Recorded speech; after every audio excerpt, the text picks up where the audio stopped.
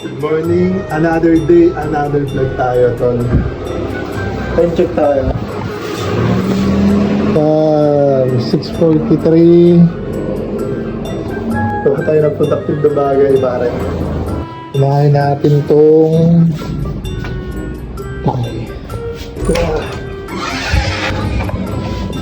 Gising ako ng maaga kasi may gagawin talaga ako, pare. Pasok ako ngayon. Pero dahil dito, kagabi pinaplano ko to. Nalimutan ko, floating owner nga pala ako, pare. So, ang nangyayari, shoot ko yung shirt ko ngayon. Pero bago ang lahat, maglinis muna tayo ng tayo ng pusa. Hindi pa ako nag-ilabs yan. Ito yung mga routine na ginagawa ko sa umaga, pare. Simple lang umaga. Actually, hindi naman laging ganito. Minsan si Bang, minsan ako. Pero ngayon, kasi wala kasi si Bang, nagtakbo siya. So ako ang maglilinis ng tae ng pusa. Biglang hirap mag-video. So yan, pare. Ako na lahat ng gearbox ng pusa. Next step tayo, tapon natin sa labas. Dito na lang pala muna, pare, sa labas. Kaya natin tapon. Ano muna tayo?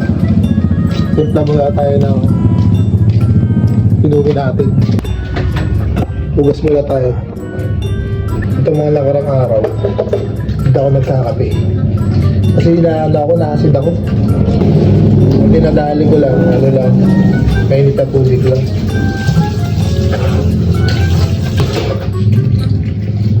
Jiga lang ako, wait lang. Meron pa ako isang oras para gawin yung mga gagawin ko, pare. Init lang muna tayo ng tubig. Baka bang iniinit ko yung tubig, pakainin muna natin mga pusa natin. Kaya na tayo. Kaya na ganda din.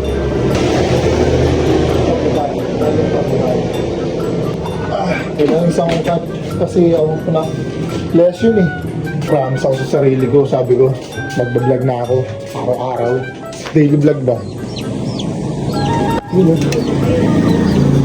Uy, di ba? Ang ganda ng araw, ang ganda ng araw. Ang sarap mabuhay, no? Ang sarap mabuhay, lalo na pag sinindihan mo yung gulay. Gamitin natin ito, pare. Tubig na mainit lang tayo, walang kape. Bawal. Tulad yung sinabi ko, gagawa ko ng short video yung floating ko. Dapat lang kagabi naghalongkat ako ng damit eh. Pero dahil meron naman ako